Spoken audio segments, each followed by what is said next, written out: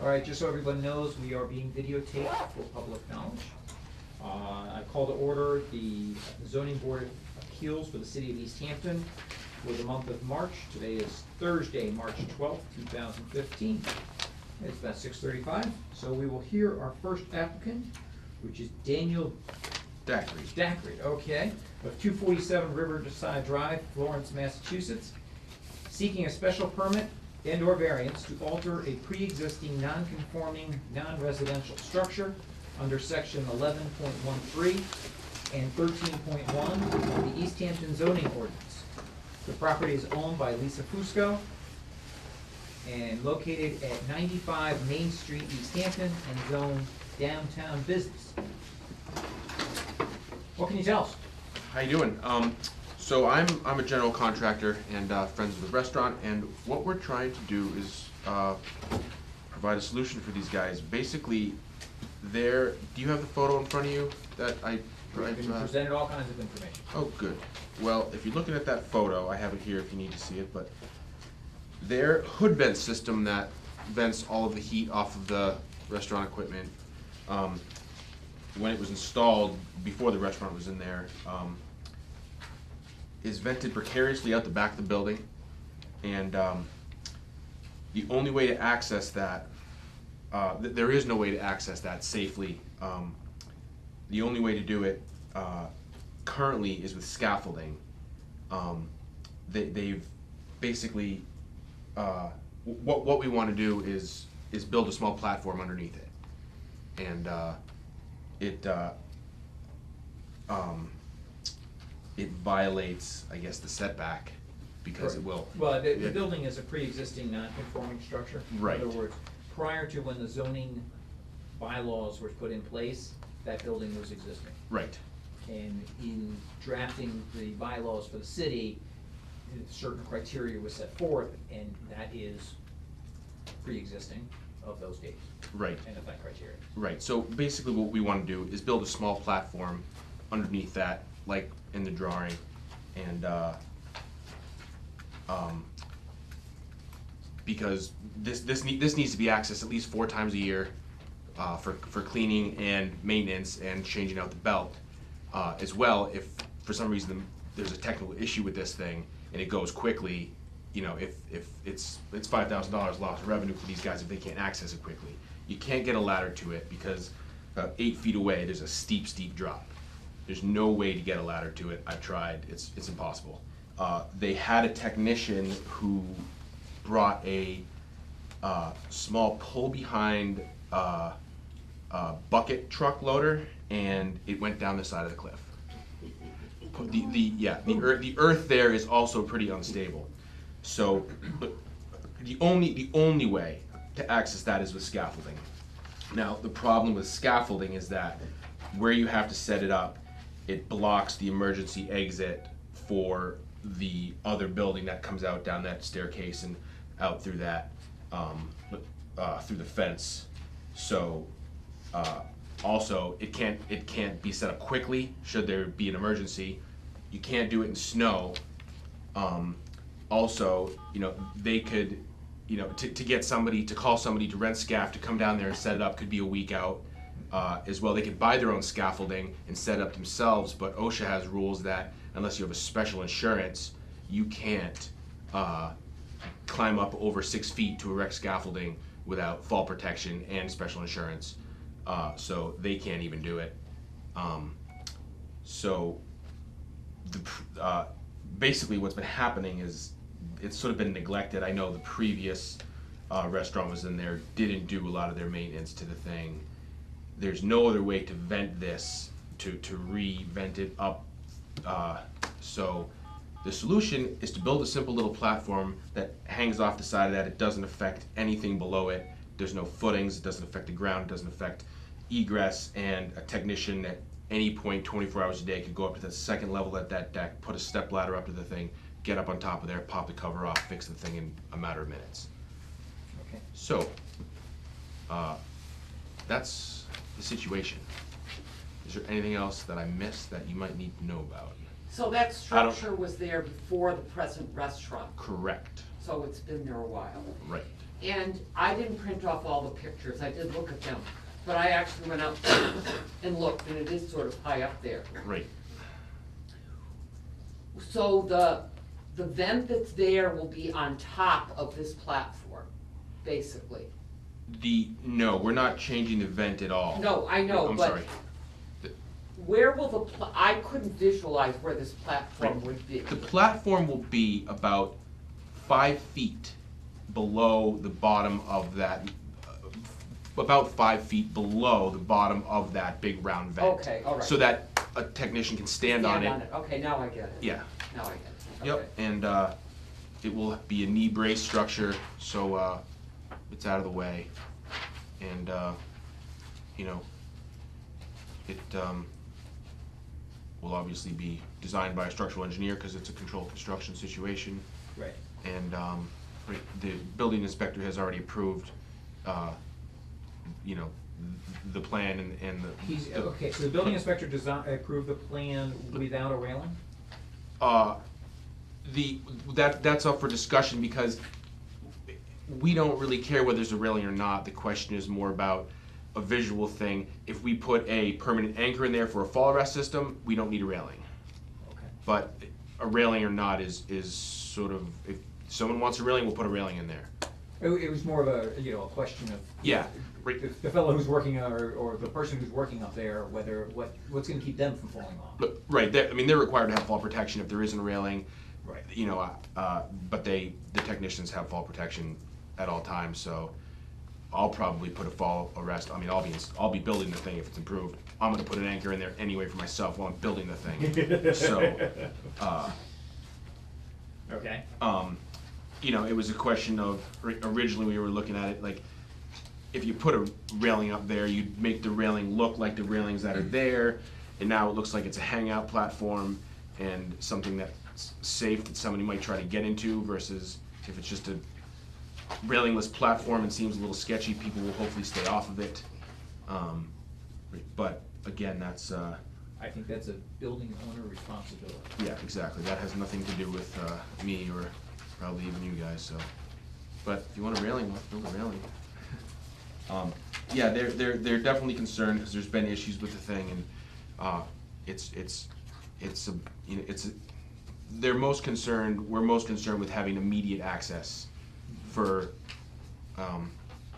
you know, mechanical failure, you know, 2 hours before the restaurant opens, or you know, it's a total showstopper. We can't open the restaurant without it. Okay.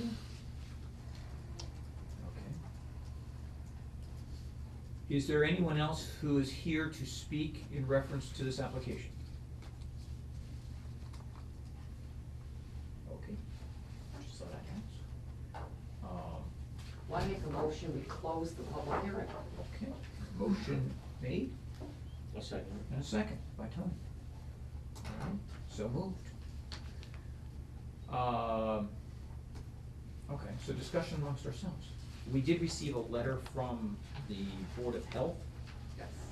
with a comment that I would add that the utility platform should have an overhang so that the ice and snow do not accumulate. Otherwise, the health department encourages this project to be approved. So noted. That would be another platform though, and I would assume that the building department regulations would cover accumulation on this platform.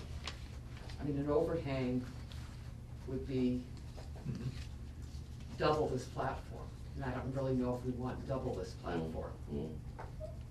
Yeah, I don't know if it would interfere with the, With the ventilation Fit- system as yeah. well. Yeah, you know what I mean, or does it Right. would With the natural accumulate gas. grease up into the bottom of it? Right, I think they'd be better off without it. okay. Just my And I opinion. guess my only thought there is that the concern with having scaffolding there is that it prevents the egress from the back of the building. So if there is some sort of balcony, for lack of a better term, that extends out, does that then actually cause ice and or snow to fall directly in the path of the egress? And who's responsible for that cleanup? You're wondering if snow would accumulate on it? Mm-hmm. think snow Exhaust accumulated on fan. everything this year. Yeah, but the exhaust fan from the kitchen would probably melted as fast as it accumulated there. Okay. You know what I mean? That's true, that's heat coming Yeah. out of that. Mhm. That's true. So I don't think we're gonna have a snow problem there, the one place in East Hampton that won't have a snow problem. All right. Now, the main requirement here is that we are looking for per statute 11.13, which is what the application is actually for. So it's a pre-existing non-conforming non-residential structure. Section A is a pre-existing non-conforming non-residential structure, may not be expanded, altered, or changed except by special permit from the ZBA. And the special permit will be granted if the ZBA finds, number one, that the proposed alteration, extension, or change complies with the zoning ordinance or has received a variance for such proposed alteration, extension, or change from the ZBA. And that, number two, that the proposed alteration, extension, or change will not be substantially more detrimental to the neighborhood than the existing non-conforming structure. So this applicant needs both the variance and the special permit, correct? No? No, because it says Or has, or is the key word there. but it doesn't comply with the zoning ordinance standards, Correct. setbacks. Right, so, and then if we have to go to section 13.1, which is getting approval for a variance, we have to find all of the 4 criteria. Right. So Jamie, this only needs a special permit, if we were to approve it. Personally, I don't have a problem with it, I just wanna make sure we go through the correct procedure. Well, it has to do with, I guess it. I believe I applied for both, correct? Right. Right, You yeah, did. yeah, yeah. So, A variance is harder to justify than a special permit, though. much more. Right. The proposed alteration extension I complies think with the we- zoning ordinance standards. Or Or. he's it received- doesn't comply with the standards because Correct. of the setback. Correct. But then what it does is it then kind of supersedes itself by saying that the proposed alteration, extension, or change will not be substantially more detrimental to the neighborhood than the existing non-conforming structure. Okay, if it only needs a special permit, that's fine. so I mean, I think that's for you guys to determine how to interpret that section of the ordinance.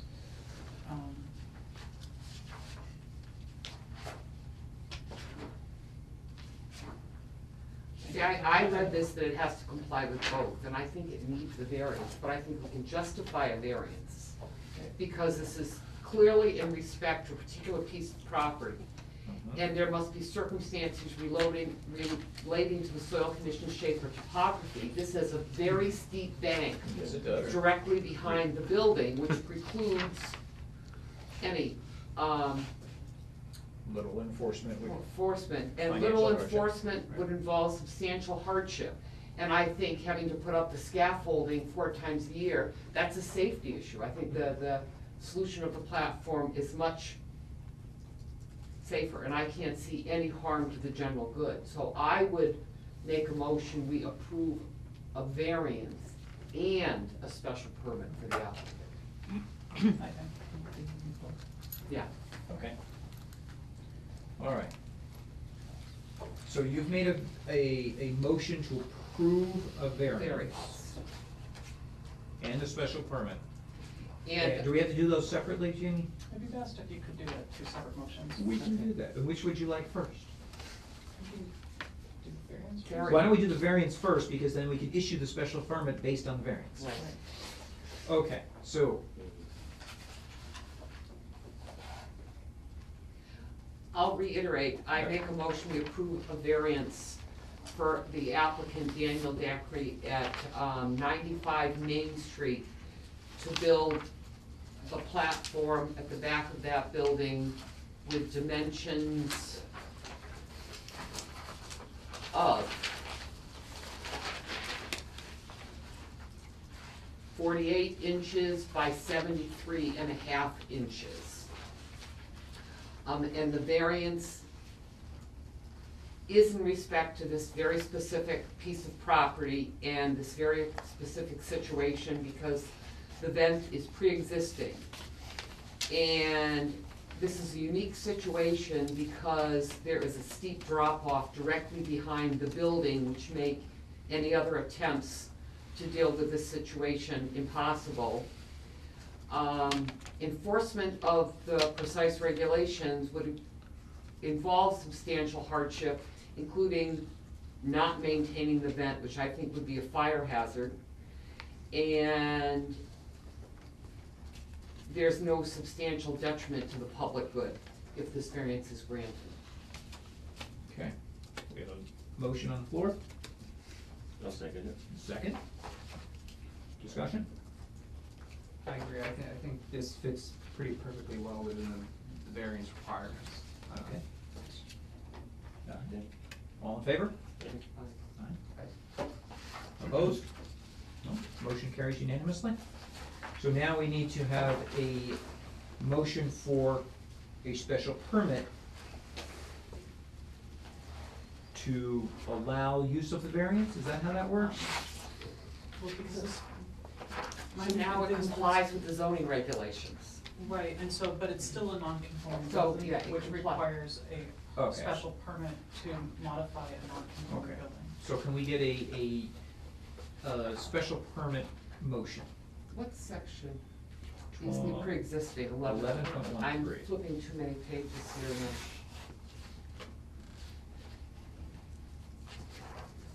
Here we are. I make a motion that we grant a special permit to allow the extension of the building at, slight addition to the building at 95 Main Street. The special permit criteria under 12.79 are all met by the applicant. All right. Unless someone would like me to go to each of the. No, I don't believe that's necessary. All right. Do we get a second? I'll second it. And a second from Tony. All right, discussion? All in favor? Right? Aye. Opposed? So moved. All right. There is this application for both the variance and the special permit will probably be formalized within the next week. Okay. Okay, after which time there is a 20-day appeal period, and at which point then it will be sealed with the city, or with the county? Does it get sealed with the county or deeds or not? It's actually on the applicant, or the Applicant. building owner to file it at the Hampshire County Registry of Deeds. It's on the owner, It's on the owner or the applicant. or applicant, okay, great. And you can do it on their behalf. Great. And the variance and special permit will only take effect once it's been filed at the registry. After the 28th period. Yep, so you'll get a copy of the decision, and then 20 days later, you'll get a letter certifying from the city clerk that no appeals have come in, or that appeals have come in. Great. And then you have to come back there, get the permit, and bring it to the registry. Got it. All right. Thank you guys, appreciate it. You're very welcome. Absolutely. Come eat there, it's fantastic.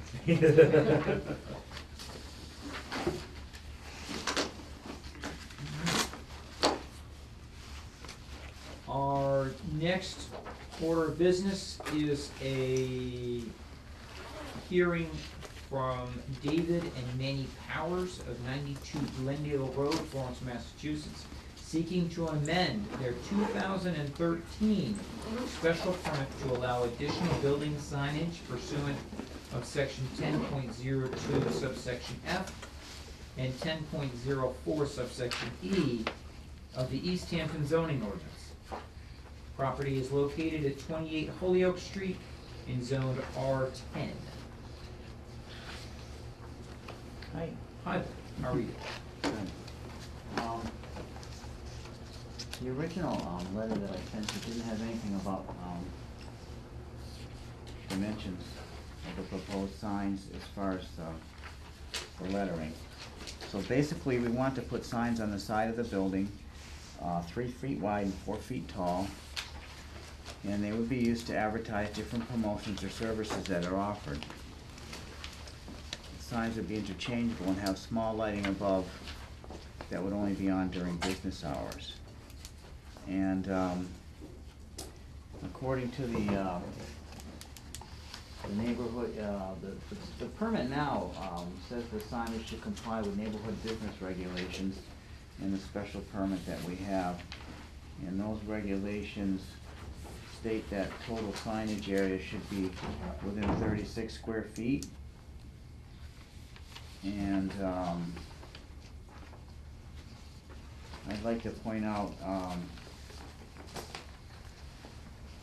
that, let's see, we're looking at section X there, 10.3 for definitions on page 10.4. When it goes to surface area of a sign, paragraph 2, it says for a for a sign consisting of individual letters, designs, and symbols attached to or painted on a surface, such as a building wall, the area shall be defined as the smallest geometric area with no more than 6 sides, or an oval or circle which encompasses all of the letters, designs, and symbols. These proposed signs, I have photos there of the actual 3x4 on the building, and there was also a couple of signs that had actual lettering on it. So those letterings would be,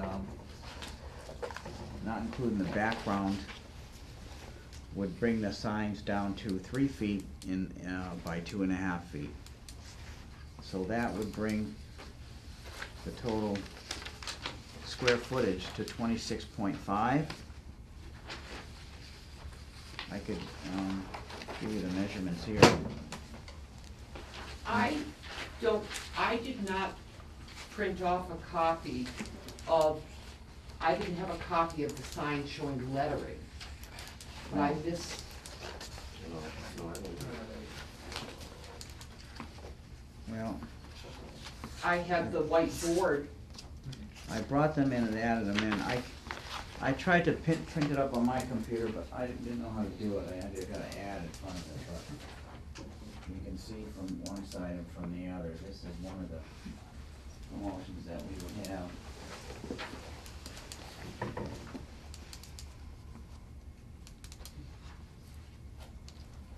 That's not actual, that was just done on a computer. Yeah.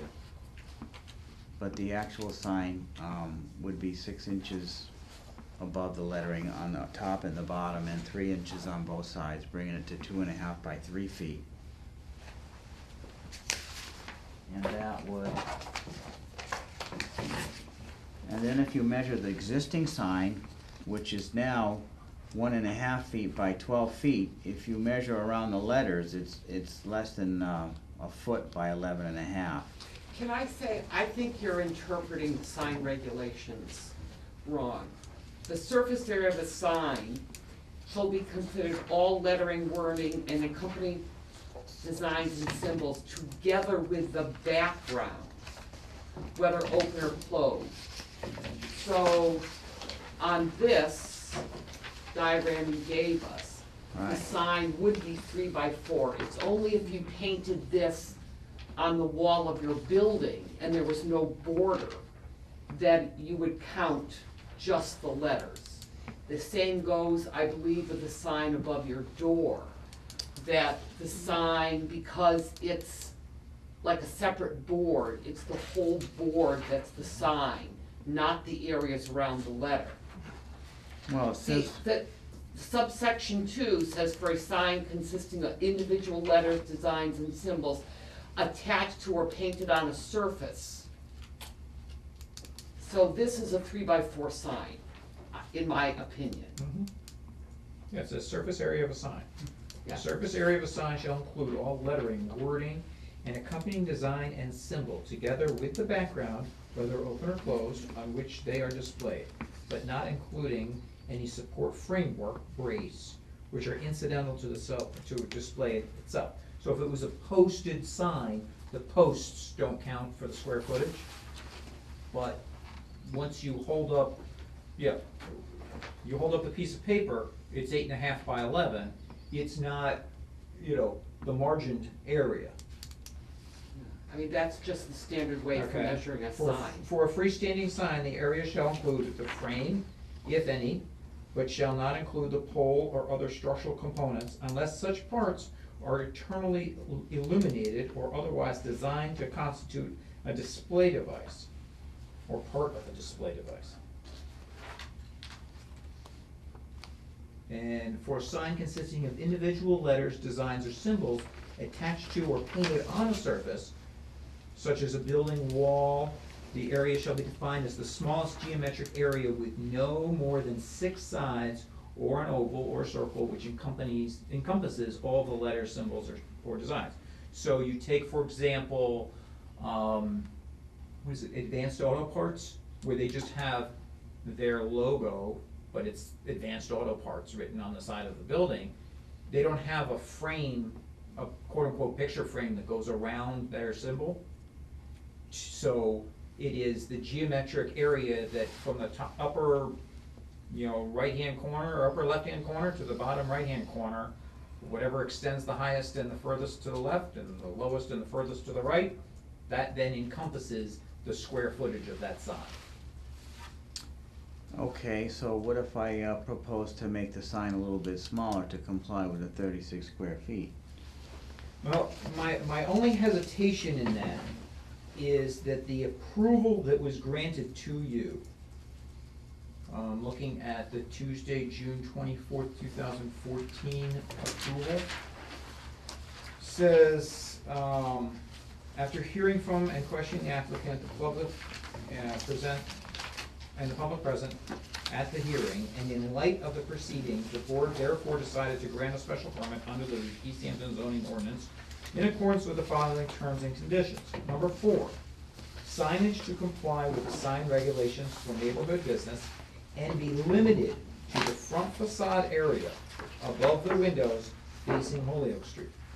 So you already asked for a special permit to have a sign in a residential area that is beyond what is permitted within a residential area. So if it was a home occupation, if you lived there and you had a home occupation, there's very straightforward zoning ordinance that stipulates what you're allowed to have for a sign. Because you don't Correct. live there, plus it's a residential area, we made a stipulation already to grant you a sign to meet the neighborhood business criteria. But said, you're only allowed to have that sign on the front of the building. And that's why I'm here. Well, and I think To that try to amend that. we've already given you more. And you're gonna need to really, appeal for a variance or something that you can prove to us the reason why you need additional signage. That we wanna go back and say, well, yes, we heard from you once, we heard from you twice, but now the third time is gonna make all the difference in the world. Yeah, I think, I don't really care for these signs because it is a residential zone, and I know you have a commercial business there, but it is a residential zone, and changing wording on a sign in a residential zone, even though your business is legal, I don't think it's great. And before I realized that the sign was interchangeable letters, I was wondering if your issue was that you didn't think you had visibility going up and down Holyoke Street. And maybe you might consider changing your wall sign for a projecting sign with your business name on it above the sidewalk. That's part of the problem is, you know, we've had people come in and say, I drive by here for 6 months now and I didn't even know you were here. Well, Unless at nighttime when you have the light on, then you see it, but if you're paying attention to the road, you don't see it from the side. And, you know, have you considered a projecting sign which is permitted in that zone? I thought that we were against a projecting Says it is. sign, cause, when you mentioned it the first time we were here, you said you didn't want a projecting sign because people would squint to see it or whatever, and, you know. I think that was the original signpost in the corner of the parking lot. Yeah. That not above the door. Not above the door. Well, here, there's the whole thing in the minutes, in the decision. The board also discussed signage for the property. Members were concerned that a small sign would create a hazard in that passing motorists might slow down in order to read it. Additionally, a sign set particularly to the building set perpendicular to the building would create visibility problems for motorists. The board also had concerns regarding lighting of the sign. This was all in our findings from your first original application. Right. But this is, I got photos there, this is not, gonna, have any trouble with motorists, it's, you know, But this makes your signage more than 36 square feet. well, not if I cut it down in size, it won't. I guess in a residential zone, I just don't mean, like changeable signs in a This was residential a zone. commercial building for over 100 years before there was even zoning regulations. And, you know, as you discussed before, when granting the permit, it's better to have a business in there than not. And there's other businesses there that have signage from the side. You can drive down the side of the street and see that there's a business there. This one, you can drive right by it and not even know that it's there. That's why I suggested changing from a wall sign to a projecting sign above the front door. Well, and I think if he's gonna do that, we're gonna need to review the Right. fact that he is in a residential area, and then thereby go back and say, well, if you wanna put in a projecting sign, we're gonna look at what a residential building in a residential zone. Well, I was just looking because we said he could have the signage for neighborhood business zone. And projecting signs, I think, are permitted in a neighborhood business. They are, but we, in our Yeah. original finding, we found that we were concerned Sure. about a projecting sign. Okay. So, I thought that was the other projecting sign. There was a sign in the parking lot there. okay. But that maybe, I remember, There's an existing post where there was an existing sign in the parking lot, which was a projecting sign. yeah, and I think we were But concerned the about that one. post is still there. Right. And the frame for the sign is still there. Okay, so are you saying that then you would permit a 10 by 10 sign hanging off the side of that building? Oh, I'm not saying that big. Okay, so, well, if we looked at a home occupation sign in a residential area, 2 square feet, But that's on each Neighborhood side. business. that's on each side. But I think that side would be more visible than his present side. For his business, that's all. And that would be his decision to Right, apply. that's what I mean. Right. I just have a problem with this one. I was trying to come up with an alternative that would help his business. Comply with neighborhood regulations, residential, 2 square feet. That is what the residential. That's residential, but, before you're saying comply with the neighborhood business. Well, we made the board found that, you know, in the decision that was made, that we would allow you to have a sign meeting the neighborhood business criteria, but only on the front of the building. And if you're looking to change to go from only on the front of the building to now having multiple signs or a different sign allocation, then we basically start back at square one. And we now have to look at what sign do you wanna have, what's the size of the sign, where would you like to put it, and we can then deem whether or not that meets the criteria that we're looking for, that is set forth by the zoning ordinance. Well, that's what I'm trying to do here, and you're saying that it's going over 36 square feet. So if I change the size of the sides on the sign, so total signage would be 36 square feet, which would come out to what, 2.5 by 3?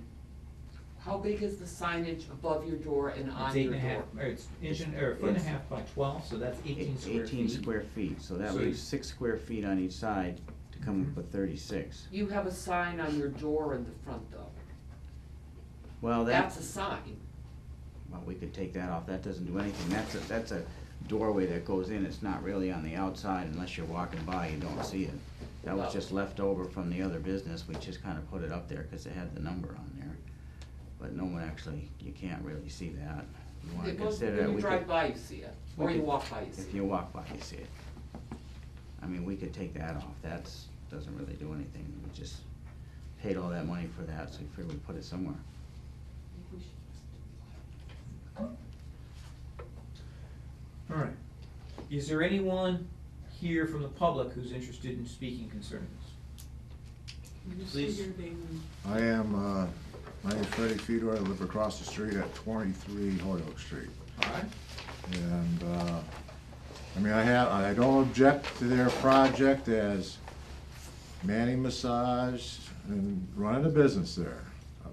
I'm all for business people trying to, you know, succeed. But it is an R10 area, never has it been placarded, there was so many signs since you people had started posting these signs up in the building. Now, I noticed that the main entryway on Hoyoke Street, there used to be a street number on your house, or on that building. There's no number anymore. You got those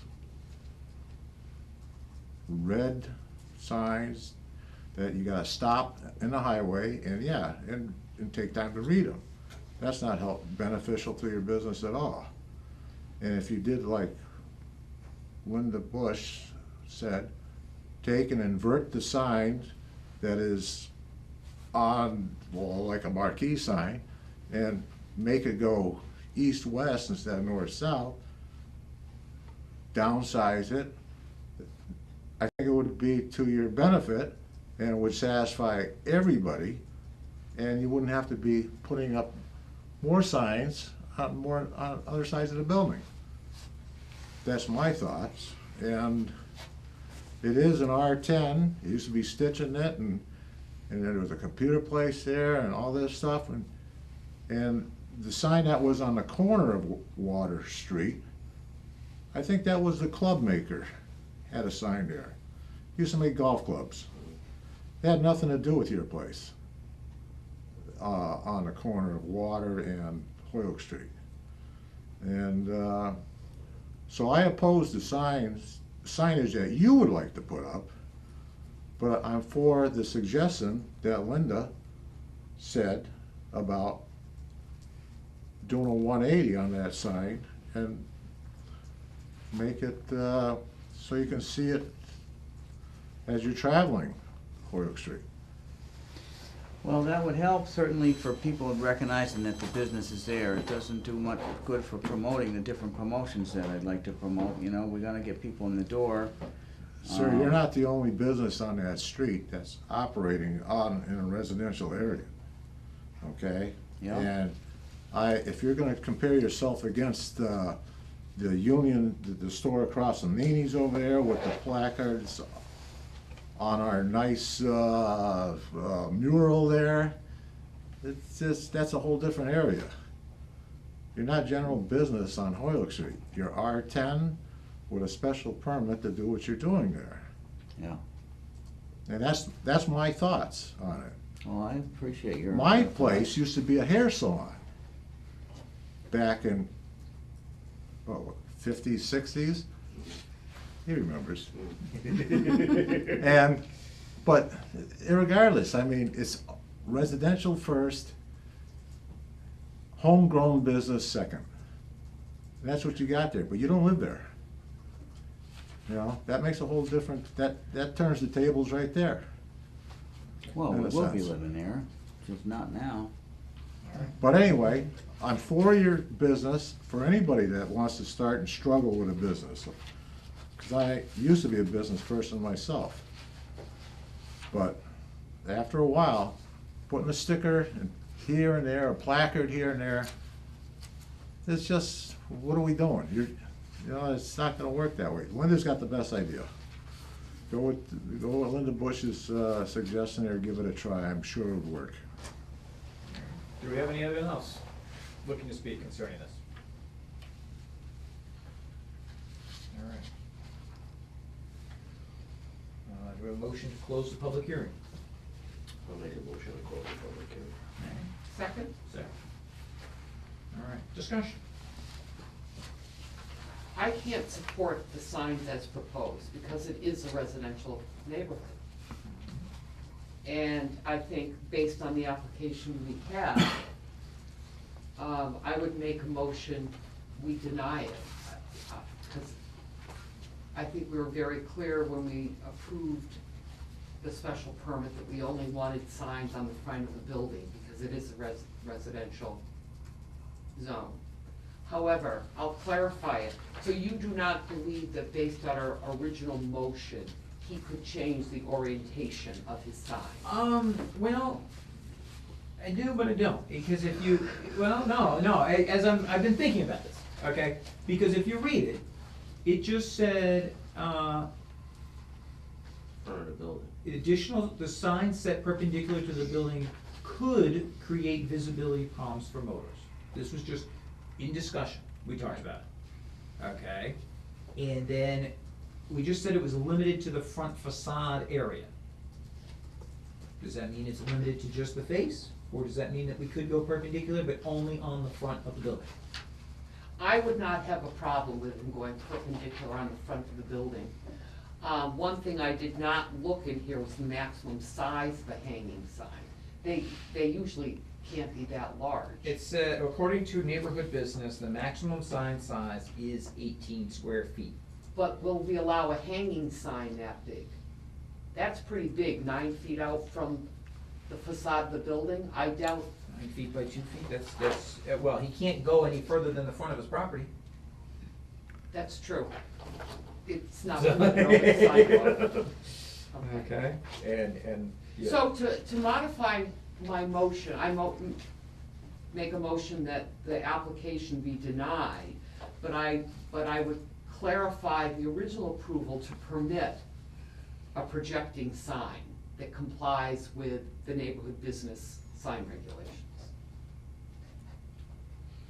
Jamie, do we need to do that as two separate motions? Could you just amend the? We could make a motion to amend the decision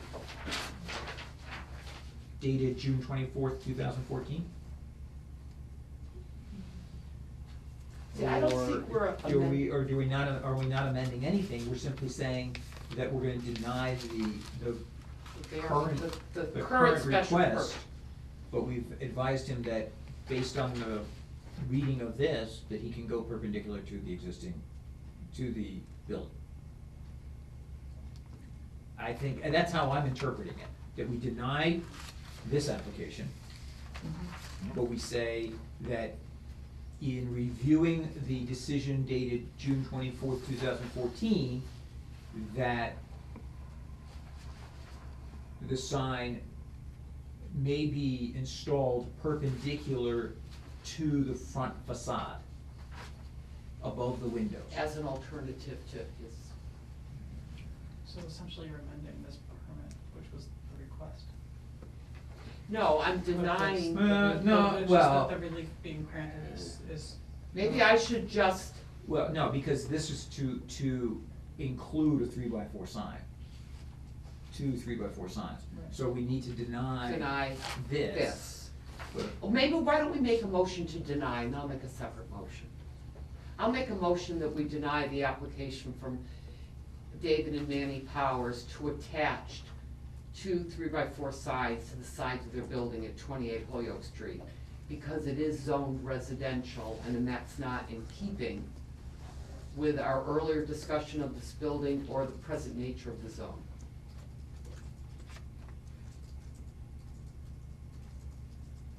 Okay. Making sure I digest all that. Do we have a second?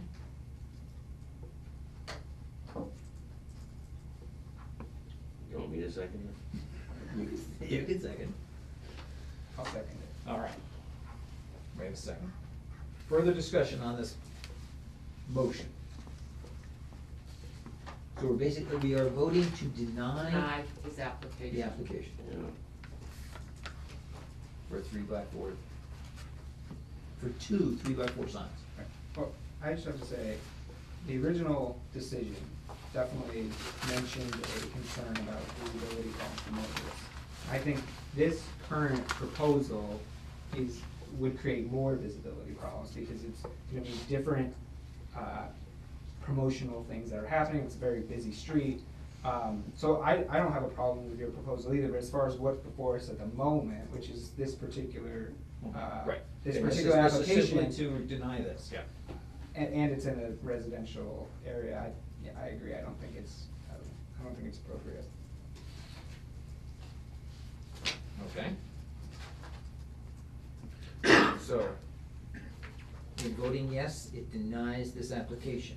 All in favor? Aye. Aye. Okay, so the application for a 3x4 sign on each side of the building has been denied. I would like to comment on my interpretation of our original motion in June 2014 and see if the board agrees with it. I believe the comments at that meeting about the perpendicular sign referred to the sign in the corner of the parking lot. The golf tee, as the neighbor said, not hanging signs in general. And I think our motion, the applicant obviously wants more signage. And I think a projecting or hanging sign above the front door complies with our earlier motion and might give the applicant the visibility they want.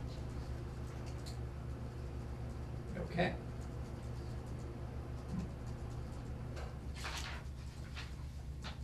Do we need a motion for that? Or is that just a finding? It would be nice Basic. if you guys get it into a motion and. All right. So you wanna make that into a motion? Okay, I move that our June 2014 decision on perpendicular signs at this property only apply to a pre-existing perpendicular sign in the corner of the parking lot. And our motion would permit the applicant to put a hanging or projecting sign above the front door in lieu of the wall sign that is present above the front door. And I believe that would give the applicant the visibility they're looking for. All right. Do we have a second?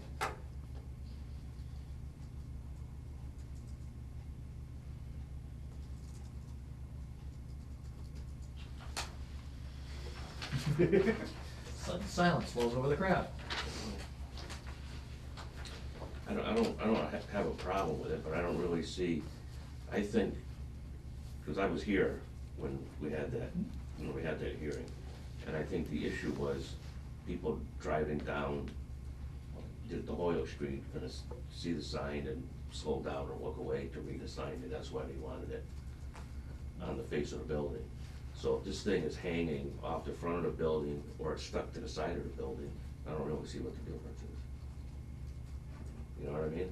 Okay. If Well- the board agrees, I'll withdraw my motion. I don't. No, we're- No, it's a discussion, It's a discussion. yeah, yeah. Now, I I have. mean, I don't have a problem with the sign, you know, the sign sticking out, you know. I can tell you that I think that, to drive by something and look at a sign that is flush with the building and parallel with the road is probably more distracting Yeah, than if you're driving and just seeing a Sticking out, sign. right, No yeah. different than speed limit or yeah, yeah. road crossing Yeah, no, that's a or good point. Yeah. something like that. Yeah, I agree with that. So a Sure. sign that is, Yeah. Mhm. in the line of travel Yeah, no, I know what you're Per se. saying, yeah. would probably be less distracting than one that is off to the side. Mhm. So, do we get a second? Just for clarification, so is your motion that he be allowed to change his sign based on the original decision? Yes, so he doesn't have to apply again. Right. But he would still be limited to the criteria of the business sign in a commercial residential use and limited to 18 square feet. In the, on front of the building. Right. Okay. All right. So second? I think he's saying. He No, seconded. you seconded it, okay. So, in voting yes, we would approve the orientation change of the sign. All in favor? Approve, or deny? Approved.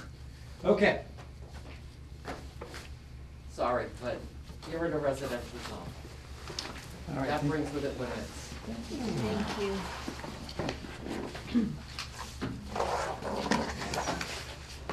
How you doing, Craig? Forgot my card. Yes, I do. It's in the garage over there. Thank you. Okay. All right. I like the suggestion. You make these invite cards. Better not. No, I know. Business as, when these cars go out, we saw that address of 92 Glendale. We thought right away it was somewhere else. We don't come. Oh, This is some business. yeah. Okay. I'll catch up with you. Thank Did you hear that? We're required to put in the I can go out this applicant, way, the right? applicant's address. Yes. and- Well, maybe if we, in addition, add 95, because it took me a while for the one on Main Street to figure out what that was. Oh, yeah, Coco. Yeah. Coco's, and they do have good food. I'm walking down the street looking at, is it the Silver Spoon or is it the pizza place? I knew it had to be a restaurant in that block, but by the number, I had no idea which one it was. All right.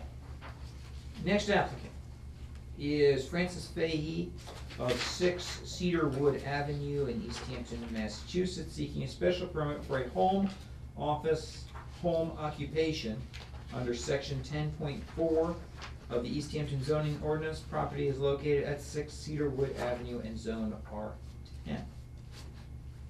Ms. Fahey. Thank you very much. I own Fran's Fine Editing. It's an editing business that I do at my computer in an office in my home. And,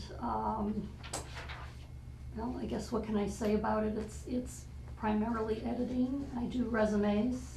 I do editing for both corporate and for individuals. And I do proofreading. So, and I also do copywriting.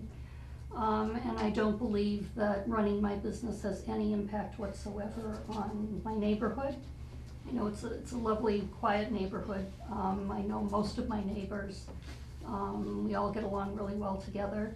And probably the most disruptive thing that I can think of is that I get office supply delivery maybe 2 or 3 times a year from Staples, where the Staples truck pulls up and drops off a box of paper for me or something like that. And I don't meet with clients at my home. I meet with them at local businesses, coffee shops or Dunkin' Donuts. And that's about it. So let me know what questions you have. What's the size of the room that you use as your office? It's 10 by 10. It's a 3-bedroom home and I Okay, use so the it can't largest be more, bedroom. it can't be more than 300 square feet. Oh, no, it is not. All right. Is there anyone here looking to speak from the public concerning this matter? Well, I would say something, we're neighbors, and I've noticed, oh, my Start name with is your name and Daniel Kelm at 9 Cedarwood, and I haven't noticed any disruption. in the neighborhood. No loud typing. People were Yeah, surprised. typing, right? Yeah. No, I would just say that, yeah, I mean, I agree totally, that I haven't noticed any disruption in the neighborhood because of the business.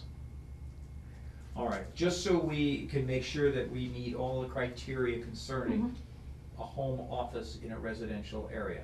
Oh, and I also don't post a sign Okay. for the business, No sign. and no plan to post a sign. That crosses one of the things I on. figured, I was All right, thinking so that might be. you stipulated that you're not gonna have anyone to your residence. Correct. Okay, so the one thing we have to pass over, or, just make sure that we're all on our understanding, is Mhm. that off-street parking would be provided should Yes, you have any. yes, I have a driveway. Is there any hazardous waste or waste disposal that you need to be concerned about? No, Okay, you recycle all of the paper that you misprint? yes, I do. Okay. I don't even use paper, actually. I just end up doing And it safe like- operation of the business on the property, i.e. delivery vehicles, pedestrian traffic and circulation. So you're not mass printing things and selling, and mailing them out? No, I'm not. And FedEx isn't gonna show up with a No. 18 bill? No, Okay. And it's only going to be you? it's just me. I'm the sole proprietor. And we don't have to worry about signage, we've made that. You're not gonna do any retail sales? No, And we've already addressed the amount of space. Other nuisance issues to the neighborhood: noise, objectionable odors, smoke, hours of operation, deliveries, display of goods, materials, and or wares. Okay, just, we have to ask okay? these questions Sure. to make sure that for a home occupation, a residential area, Mhm. that we dot our i's and cross our t's. Mhm. All right, and so that said, does the board have any questions of the applicant? I don't, All right, motion to close the hearing, Move and close the hearing. second it. so moved. All right, any further discussion amongst ourselves? Pretty straightforward, I think. This one's an easy one, I like these. Yep. Okay, and, so can we get a motion? I move that we approve the, special permit for a home occupation, doing editing for Francis Fahey at 6 Cedarwood Avenue, because it complies with all of East Hampton's home occupation standards. Second? Second. All right. Any further discussion? All in favor? I, Aye. And opposed? No? So, Thank you very much. okay. As we sort of explained to the first applicant, it usually takes just under a week for us to finish the writing up of the application approval, at which point, it is sent out and there's a 20-day appeal period, and after which point you are good to go. Great. Not that it changes much, just so you know. Okay, great. Thank you very much. All right. Appreciate it. We have a home occupation, Jamie, has the planning board taken up our, Okay, so I wanted to. Oh, because there's this some- applicant would not have had to apply under our new rules. Correct. However, the process for it's gonna take a while before it actually gets changed in ordinance.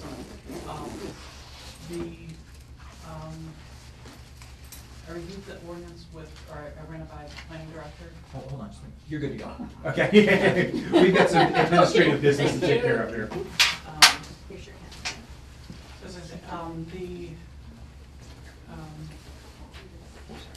and also you note as I talk. So it'll take months for it to. It's gonna take a few months.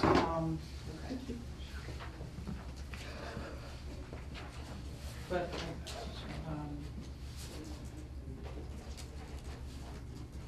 okay, so I reviewed it with the planning director, I gave her what the board had proposed, and she came back with, some comments and suggestions, which I did not receive till earlier this week. So there wasn't time to go through them and send it back to the board. When discussing it with, the planning director, we felt that it was better to bring it back bring all the comments and everything back to the zoning board of appeals, before sending it back to, or sending it to the city council, as an ordinance, request. So basically make sure that we agree that the way it's written, we can rule and make decisions upon it. Yeah, because the way that the ordinance was written, she pointed out some, she had comments and suggestions, and those would be brought up at the planning board meetings or the city council meetings, and,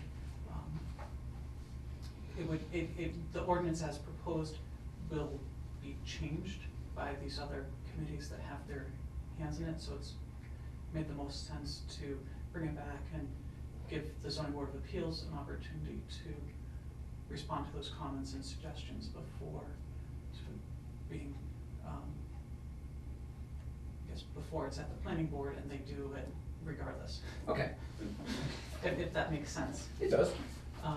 So I'm going to take those comments and, I guess either respond to them and make a new proposal, or that the board can then look at, or I can give the comments and suggestions to the board to,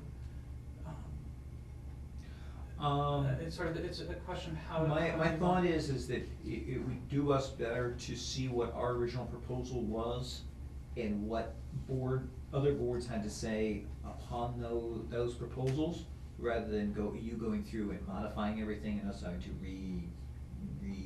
digest the whole thing. Does that make sense? So basically, like we had done in one of the previous proposals that actually I had here, with the home occupation, where you had kind of redlined it. Yeah. Like this. Yeah. Where you had comments and things Yeah, like that. Do that again. Right. Okay. So, That's I what gave you her wanna the do, copy right? I gave her the copy, so I can pass along her red lines to the Yeah. board, or I Yeah. can. Yeah. Yeah, go ahead and pass along the red Yeah. lines. Okay. And then- we'll discuss then- it next month. But would you also want me to respond and sort of, cause there was a lot of things that were like, well, I guess there's an opportunity for me to respond to the comments and give, at the same time that you would have the red line, but also to sort of start to try to address those issues, so the board might have something that could be theoretically voted on or discussed without just the. Why don't you give us as much information as you think we need? Okay. Well, I mean, if we look at the comments and Yeah. say, yeah, they're Yeah. okay, then we're okay, Yeah. right? Yeah, I mean. They're not all just like, change this or change that, some of them are more substantive or questions and how to proceed or Right. to reword it, in places, or that there were sections that were left out that she thought were relevant, or procedurally with the formatting of it and making an ordinance that, is simple, but also one that makes sense and doesn't reference definitions that aren't used, or doesn't, create more, contradict itself. doesn't create more, problems for enforcement down the road for like the building inspector who's going to be interpreting it. That's fine. So, Give us all you have. I just wanna prevent as soon as possible, people from that lady after wasting their money and their time to get a Right. permit. yeah. A permit from us, that's all. That's why I started this discussion, because it just didn't seem fair. I know, it doesn't, and, you know, it's something that when people come in, it's not necessarily, they need to have the permit yesterday, and Just hold I on. explained to Yeah. them that this is something the board's trying to do, and that it's gonna take 6 or 8 months for the ordinance to change. Some people have said, okay, we can wait, and other people have said, no, they need it. Okay. All right. Well, we do have some administrative things we need to take care of. The minutes were all sent out from the January 8th meeting. There was no meeting in February. Can I get a motion to approve the minutes from the January 8th meeting? So move. Okay, second? Second, All right, all in favor? hey, All right.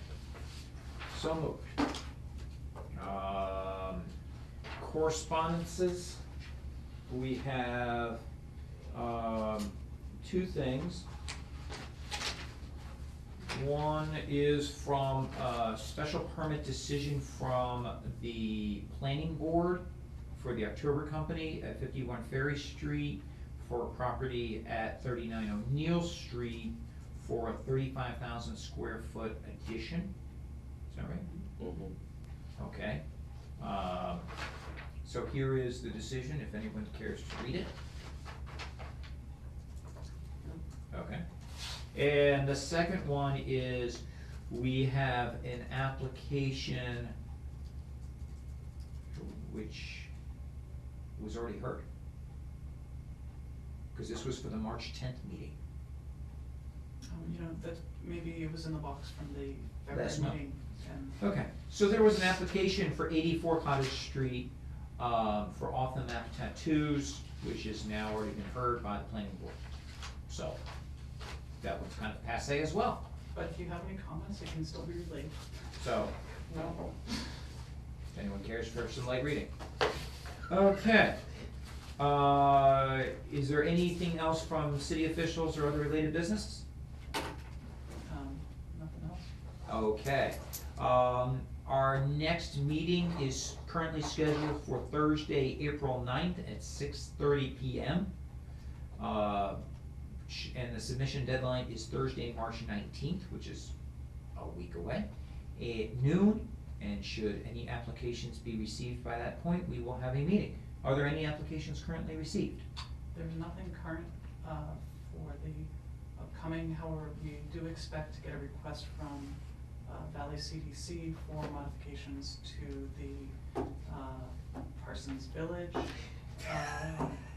housing. So if that comes in the next week, that will be on the agenda.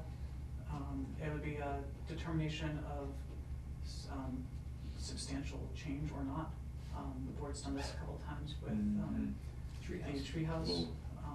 But Jared and I weren't here for any of that Yeah, Parsons so, Street, so you'll have to give us something to bring us up to a little speed. You have to watch we'll see the what they're- videotape. No, I wasn't here. See what they're, I mean, I yeah. think from the decision, you should be able to determine whether or not the changes that are being proposed are going to be Okay, in keeping with the decision and, or if it's not. Yeah. I don't think that the fact that you weren't present on the committee has any relevance, because that hearing has been closed and this is a new request. I just- for it. I know nothing about Parsons Street, other than I drive by it occasionally and I see that it's under construction. Right. Okay. So that will be likely on the agenda. That is, They so still, be it. they still have to submit. And the other thing would be the home occupation stuff, which even if there's nothing else on the agenda, I would think maybe we could still meet and have a good discussion about those changes and how to go forward. Okay.